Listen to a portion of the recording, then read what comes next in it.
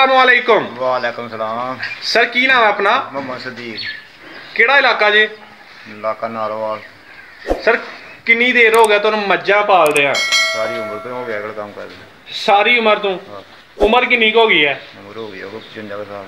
55 साल। थोड़ा जिहा उच्ची बोलियो ताकि सुनने वाले नू सही सुनाई दे। 55 साल मज्जां पालदे पे हो? हाँ जी। सर कितनियां मज्जां जे? 14 मज्जां। 14 मज्जां ने। 14 मज्जां किहड़ी नस्ल दियां जे? नस्ल का जान भी पता जी, आपने तो दरगियां रखी है। अच्छा, रलियां मिलियां ने। की समझदे हो कि मज्जां पालना किंज दा काम है?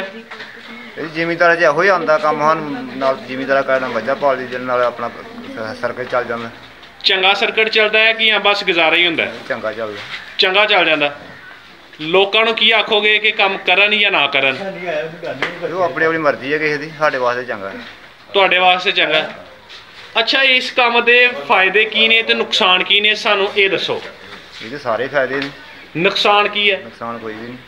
अक्सर लोगों को गए हैं, लोग नवा नवा बड़ा वजिया शैड बनाते हैं मज्जां दा, मज्जां सोहणियां पाते हैं विच, साल डेढ़ बाद छड़ छड़ते हैं। वो लोग कर नहीं सकते एड़ा काम, अं सारी उम्र का करने, सानू मलूम ही कोई नहीं एड़ा काम। अच्छा, वो क्यों नहीं कर सकते? नवे नवे बंदे कोई भी काम करो ना तो खर्चा गिनते हैं। अच्छा, तो यह इन्ना खर्चा हो गया वो उत्थों आके रह जाते हैं। अह खर्चा नहीं गिनना होंदा जिमीदारे च। हाँ जी। पट्ठे छट्ठे घर दे हो जाते हैं, इतों साढ़े बारे च आ जाते हैं। इन्नियां वजह वास्ते किन्ने के जमीन जे होनी चाहिए पट्ठियां वास्ते? जमीन तो फिर जिन्नी होनी घट है, फिर भी 4 किले तो होनी चाहिए। 4 किले? हाँ। 4 किले यानी कि पक्की पट्ठियां वाली होनी चाहिए। हाँ पक्की। इन्ने जानवरों वास्ते किन्ने बंदे होने चाहिए ने? बंदे 2 भी बड़े ने। 2 बंदे आसानी नाल सामभ लेंदे ने? अच्छा, इन्ने जेहड़े जानवर तुसीं दसदे पे हो, किन्ने क जी पाल सकते हैं? ये पूरा टब्बर 10-12 जी पाल सकते हैं आसानी नाल? आसानी नाल। ठीक हो गया। बस सुनाली कड़ी गल छड़ाई है यार, दसो ते ना, फिर बंदा ट्रेंड हो जांदा, अगला बंदा रेडी। अच्छा, ये दसो सानू कि मज्जां जेहड़ियां ने इन्हां दे बारे च किन्ना कुछ जानदे हो? मज्जां दे बारे च सब कुछ जानने। सब कुछ तो मुराद? यानी जिन्ना का इन्हां जानिया जा सकदा उन्ना का जानदे हो? उन्ना के जानने। मज्ज अगर ठीक ना रहे तो पहचान लेंदे हो? आहो, पता लग जांदा। किस तरह पता लगदा तुहानू? मज्ज जेहड़ा बंदा रोज चोण वाला ना, उन्नू सुबह चोई शामी दसदी है ना मज्ज भी मैं वाधा घाटा करे तो पता लग जांदा। यानी वाधा घाटे तो मुराद की लेंदे हो तुसीं? मुराद की लानी है, साढ़े डॉक्टर कोई सद लिया जां आपूं जो तां टूना कर लिया, चल जे। अच्छा, होर की है, टा टूना करके तो मज्ज ठीक हो जाती है? हो जाती है। की समझते तुसीं बेहतर आपे टा टूना कर लेना चाहिए या सब तो पहले डॉक्टर नूं बुलाओ? नहीं, डॉक्टर तो अच्छी गल है ना बुलाना। अच्छा, जे डॉक्टर ना आए तो फिर तो आपूं के करना पैंदा, कोई जे रब सुगरदी हो जाए। की टा टूना करदे हो तुसीं बीमारी वास्ते? मज्ज नूं समझो कि बुखार हो गया तो की उहदे वास्ते करोगे? फिर तो डॉक्टर ही है। अच्छा, तो टा टूना किहड़ी गल नहीं करदे हो?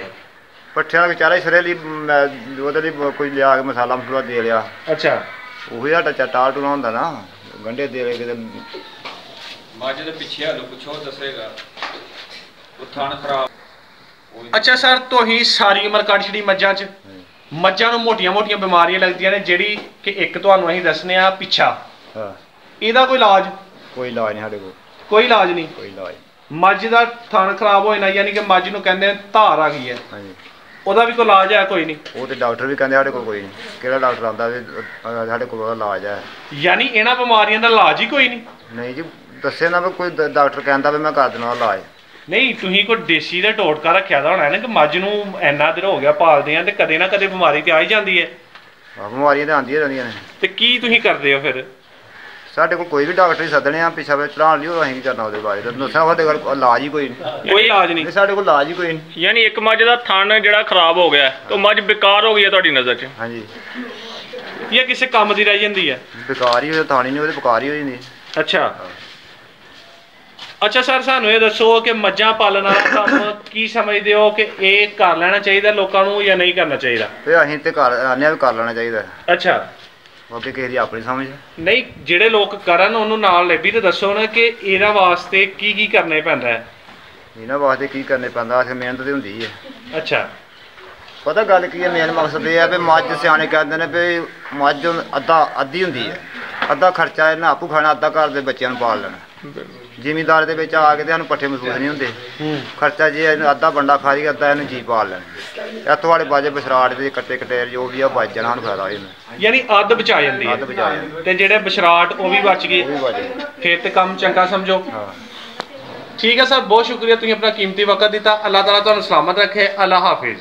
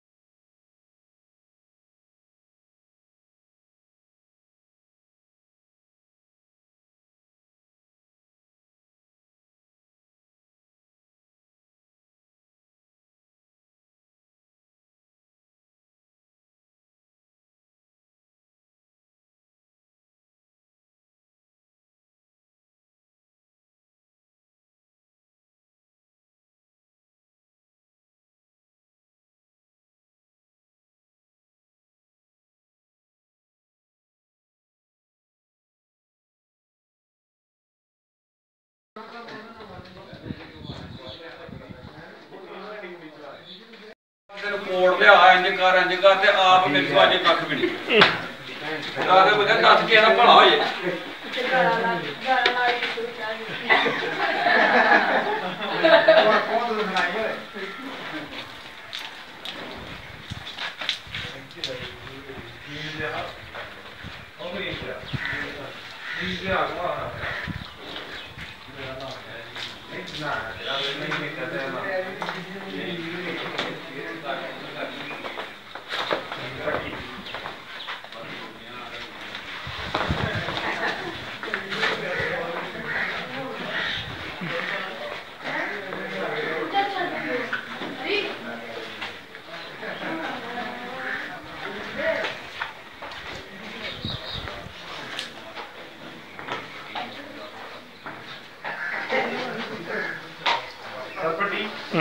थोड़ा है पिछे ए लो जी।